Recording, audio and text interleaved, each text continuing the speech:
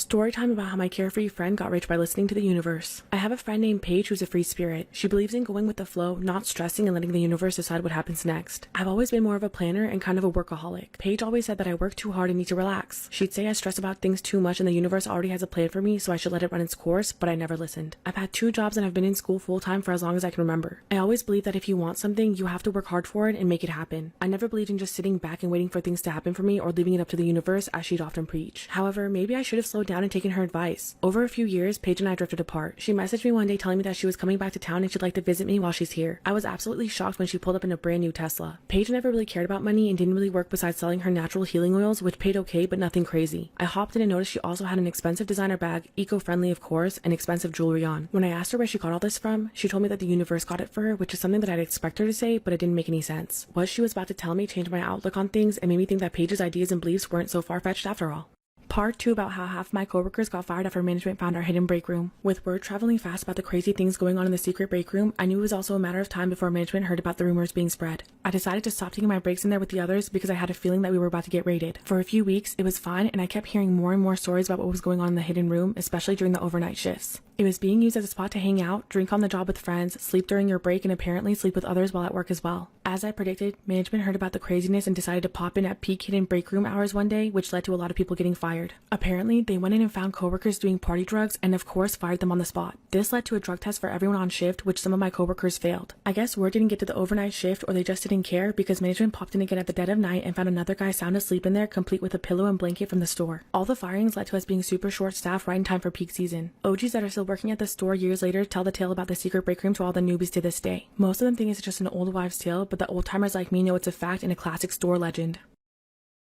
Story time about how half of my coworkers got fired after management found our hidden break room. I used to work for a department store a few years back. One day one of my coworkers pointed out a door in the back room, hidden off in the corner, and asked if anyone knows what's back there. Feeling adventurous, we asked the shift lead we were cool with to come with us and unlock it. It led to what appeared to be an electrical room, and behind that there was another door that led to a huge storage area that no one knew about. The storage room had old dusty promotional displays from 10 years ago and other random items that looked ancient, leading us to believe that no one had been back there in quite some time. The 3 of us started sneaking off and taking our breaks in the storage room, slowly inviting coworkers we trusted to come hang out. We ended up making it our secret break room that only some of us knew about. However, the secret didn't last long. Rumors of a secret hangout spot started traveling around the back room pretty quickly. Slowly but surely, more and more of our coworkers started frequenting our secret hangout spot. One night, a few of the guys snuck in a bottle of alcohol and it turned into a 10-minute break of passing the bottle around while the song Shots played on someone's iPhone. There were also rumors about the overnight shift finding the secret break room and sneaking in to do the nasty. I knew management would find out soon, and sure enough, they did. What they found back there was enough to fire half of my coworkers.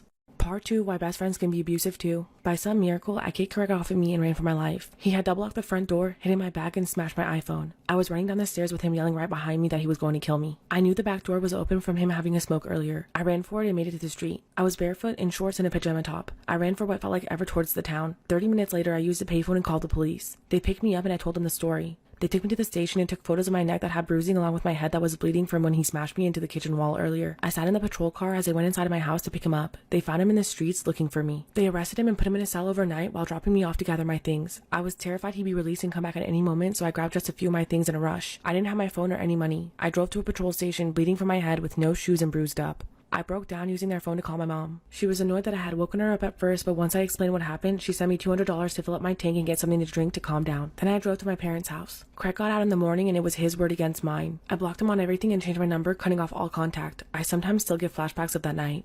This is why best friends can be abusive too. I had moved to England with my ex around 3 to 4 years ago. We had broken up but remained good friends and just rented a house together. We weren't hostile and learned that we were better as friends than in a relationship. I started going out to local bars and shops to make friends because I didn't know anyone there. This is when I met a guy named Craig who quickly became my best friend. He was a little odd, had family in the area and his own flat. Shortly after meeting Craig, my ex moved back in with his family and I couldn't afford to make rent on my own. This is when Craig and I decided to rent a house together. We weren't romantically or sexually involved, we were strictly just friends. He was the type of guy who always had a few girls in tow, so he'd never be without a love interest. I started seeing a guy named Jay who would stay over a few times throughout the week, eventually becoming my boyfriend. Craig quickly made it known that he hated it. We would argue about him and I made it known to him that we were only friends, so he needed to stay out of my dating life. One night, Craig pounced on me in my room, getting on top. He put his knees on my arms and started to strangle me. He was saying things like, "Where is he now?" and I honestly thought I was about to die. As I felt his grip tighten, I thought of my mom who was only 4 to 5 hours away. I thought of how she'd never know what happened to me or how she'd have to identify the body of her only child. Part 2 of not wanting to help my ex after he left our business. I found out through friends that both of his parents had passed away during those 5 years that we didn't have contact. After receiving the message from him stating that his parents cut him out of the will and he was struggling to feed his son, I looked into it. I was able to verify that he does indeed have a son, but he wasn't cut out of his parents' will. The money simply just wasn't as much as he was expecting. Even though he did lose his job, he had a lot of money to fall back on. I had done an interview in a local newspaper about my business, and I'm guessing my ex may have read it. This is probably how he found out my business was doing so well. Since he didn't need that money, my only explanation for why he reached out to me is that he felt entitled to my success and the money I made. My best friend admitted to me that he reached out to her before he emailed me. After some coaxing, she told me that they had been casually speaking for years. I'm not the most confrontational person, so I just cut her out of my life. I found out yesterday through Facebook that they're engaged. Now I see she was just trying to get me to give my money to her future fiancé. I met my ex in college and we started a business right after our senior year. Eventually, our business started having financial troubles. He came from wealth, so I asked him to get a loan from his parents and he agreed. 2 months later, he asked for all the money back. We were always planning to pay it, but mutually decided on manageable installments. He said he needed it because his father was sick, but he wouldn't give details or let me call his mother. The money was already invested in our business. I had to take some out and give away all my personal savings. 3 weeks after this, he called me and ended things. He also wanted out of the business. The only time I saw him was with lawyers when we divided our business assets and he withdrew his name from all the documents. I was devastated, emotionally traumatized, and had no finances to fall back on. I moved back in with my mother and later found out that his father was never sick. 5 years later, I never gave up on my business and it paid off. Now I live a comfortable life. In the midst of lockdown, I got a message from my ex saying that his parents cut him out of their will. He had a child with a woman who left him and he was now struggling to feed his son. He said since he was instrumental to the business foundation, he deserved a cut from it now that it was successful. My lawyer said he has no legal claims to the business. However, my best friend thinks I'm being selfish because he was responsible for the business idea and his initial investment was twice as much as mine. Am I wrong for not wanting to help him out? Part 2 of not letting my sister see her kids. I gave my oldest 2 weeks to really think about whether he wanted to see my sister or not. I figured that his original decision might have been made out of anger, so I wanted to give him time to make such an important decision. Ultimately, he decided that he did actually want to talk to her. I was a bit surprised, but we set up a Zoom call between them with me supervising. Right before the call, he admitted to me that he wanted to talk to her just to see if she'd say sorry. She didn't. Instead, she opened the call with, "Hello, it's been so long. I guess you're ready to come home with me now?" That's when she noticed I was sitting there with him. She immediately launched into accusations of alienation, followed by saying if I don't give the kids back, then she'd call the police and say I kidnapped them. My oldest was disgusted and asked her if she was going to apologize to him. She had the audacity to ask what for. At that point, he shut off the Zoom call. I asked him if he was okay, but he spent the rest of the afternoon in his room by himself. That night, he told me that he never wanted to talk to her again. I told him he didn't have to talk to her again if he didn't want to, and we'd never give him back over to her. Before now, I honestly never considered myself as their parent, even after legally adopting them. Now I realize those kids are my kids and they're going to be for the rest of my life. I obtained custody of my sister's 3 kids back in 2018 after she left them alone for 2 weeks to go on a drug bender. It was a huge transition for the kiddos because not only did they have to switch schools and daycares, but they also wouldn't be able to see their mother anymore. I've adopted the kids and have full custody of them. They're doing better now and leading happier lives. Recently though, my sister was released from prison and wants to see them. She called me begging to have a visit with them and telling me that I could give them back now because she was out of prison. I've had a talk with the 9-year-old and he says he doesn't want to see his mom yet. He told me that he still hates her for leaving him alone. The girls have no memories of her. The smallest was only 3 months old the last time she saw her. I feel like I could have helped them foster a better relationship with their mom, but I don't want to force them to meet her if they don't want to. My close family has told me that the oldest doesn't know what he's talking about, and it's my fault the little ones don't remember their mother because I didn't take them to see her when she was in prison. They also told me that it's my responsibility to force them to meet her even when they don't want to because it's what's best for them and they shouldn't grow up without their mother. I've spoken to a professional about this and they said it should be up to the kids. Am I being a jerk to my sister by not letting her kids see her if they don't want to?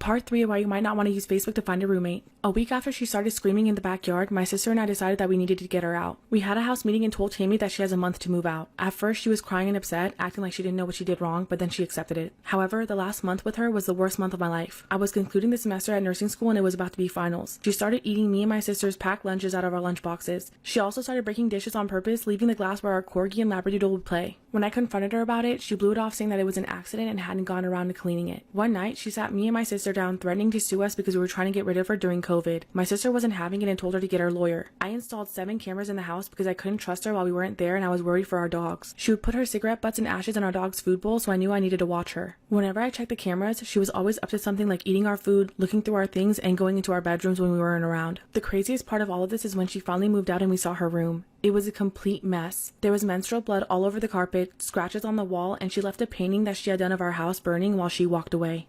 Part 2 why you might not want to use Facebook to find a roommate. My sister talked to Tammy and she apologized, saying she was just sleeping. About 2 weeks later, my sister stayed at her boyfriend's house and I was stuck with Tammy. I made myself dinner and I was eating, and that's when Tammy came downstairs. She was blasted drunk again and went to the stove. She started reheating my food, and that's when I asked her if she wanted some, but she said she was just stirring my food for me. After I ate my dinner, I went to look and she had taken all of it. Over time, I noticed she would eat our food without permission even when I asked her not to. When I'd call her out on it, she would lie and say she didn't touch my food. We used to keep our liquor in the kitchen, but she started drinking from the bottles and we had to move them to our rooms. She would go into my room because I had a bottle of liquor and she drank it, then fill it up with water. However, it was easy to tell because it was whiskey. One night I was studying for one of my exams and I hear loud screaming. I assumed it was coming from her room, but when I opened my door, I realized it was coming from outside. I went downstairs and saw her laying on the floor of the backyard, screaming her head off. I told her that she was being loud and the neighbors would call the cops. She got up and apologized and then went to her room. However, she repeated this again a couple days later. Just when I thought it couldn't get any worse, it did.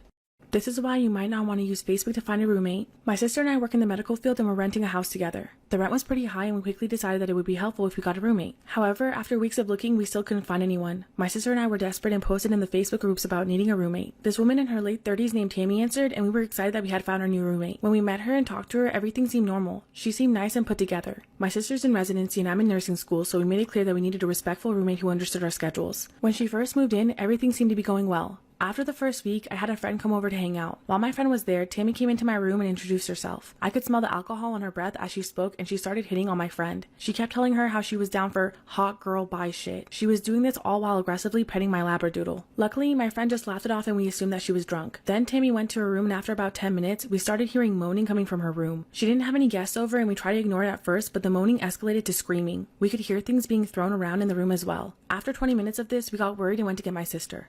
Part 2 of how I found out my husband was cheating on me with his stepsister and her best friend. When I came home and heard the sounds coming from our room upstairs, my blood was rushing through my body. I quietly went up the stairs and found my husband screwing his stepsister and her best friend at the same time. I was so devastated and heartbroken. I didn't know what to do, so I quickly rushed out of the house and went back to work. When I didn't return home that night, my husband called me asking why I was late and started accusing me of cheating. That's when I realized that none of them had seen me earlier and decided to get back at him. Earlier that day when I returned to work, my boss asked me if I was okay because he noticed my eyes were red from crying. I broke down and you know how the saying goes, a shoulder to cry on becomes a deed to ride on. When I told him what I saw, he told me to file for divorce and make him pay for the nasty deed. He also told me that he'd be by my side and would take care of everything, including a place for me and my son to stay. I went home that night like nothing was wrong and acted like things were okay. The next day came and I went home early again to catch him in the act. This time I recorded footage of him cheating for evidence. In the end, I got a divorce, money, and full custody of my son. Now I'm married to my boss, living in a big house with someone who deeply loves and respects me.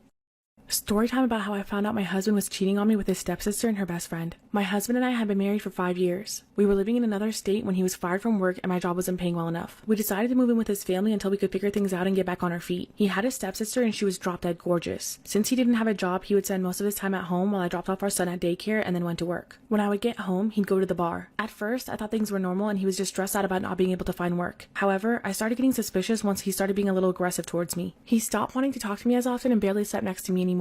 His parents planned a trip to Europe and asked us to take care of the house while they were gone, to which we agreed. I noticed whenever I wasn't home, he would be home alone with his stepsister, and whenever I got back, they would both leave. I also noticed he wasn't trying very hard to find a job, leaving all the responsibilities to me. One day I was calling him while I was at work and he wasn't picking up. I had a bad feeling and asked my boss if I could leave early. Thankfully, my boss was nice and let me go. When I got home, I heard 2 girls giggling and the sound of a guy huffing coming from our room upstairs. What I saw next left me devastated.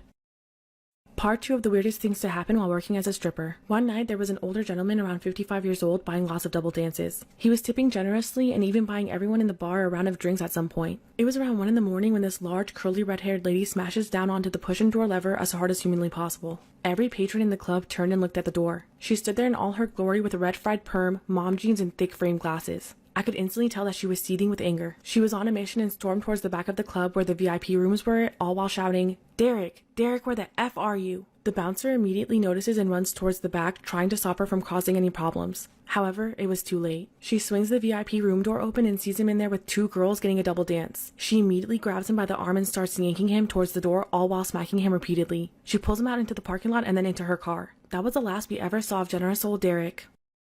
Storytime about the weirdest things to happen while working as a stripper. I was giving a $25 dance in a busy room filled with other dancers. It was the room for the cheap customers, so there weren't any dividers. Just a big room filled with armchairs and people watching each other get private dances. At this specific club, dancers were required to remove our shoes during private dances so we wouldn't damage the armchairs. We usually put our shoes and whatever else under the chair so that nobody would mess with them while we were busy. After the private dances, my guy and the guy next to me are the only ones to buy a second dance. The rest of the girls clear out and it's just me and another girl. When I look over, the other guy is sniffing the sole of the girl's shoe behind her back while she's grinding on him. We make eye contact and he drops her shoe. I don't want to ruin my own private dance by saying something, so I ignored it and just continued to do my thing. They were only 3 feet away, so it was hard not to notice things. I look over again and he's doing it again. He noticed me looking and dropped the shoe, looking away. Finally, a third time I look over and this dude is giving the heel of her stripper shoe a freaking BJ, all while making eye contact with me. This time he holds eye contact and and intensely stares at me. That's when I got creeped out and avoided him the rest of the night. I also never told the girl that her shoe had been defiled. Part 2 about how my carefree friend got rich by listening to the universe. Paige told me how she always knew things would work out and the universe would take care of her if she did her part. She told me she got all of this money by being nice to the earth and catering to Mother Nature, which still made absolutely no sense to me. It sounded good, but I knew that the money didn't just fall into her lap from the sky for being nice to the planet and believing that the universe would take care of her. Upon further questioning, she finally explained that the universe told her to invest half of her money into something she believed in and donate the other half. She said she had been putting half of her money into solar power and eco-friendly stocks and donating the other half to environmental activists over the years. Paige believed that since she was doing her part to care for the planet was caring for her back. Well, it turns out that the stocks that she invested in for years blew up. She made enough money to live comfortably for the rest of her life. To be honest, I was in complete shock. I always thought her carefree attitude and laid-back lifestyle wouldn't get her too far, but I turned out to be completely wrong. She ended up doing way better than me, all while working and stressing a lot less. Since then, I've taken a page from Paige's book. I worry a lot less about the little things and try to enjoy my life with her same stress-free attitude. Maybe with this way of thinking, the universe will look out for me next. Or maybe she just got lucky.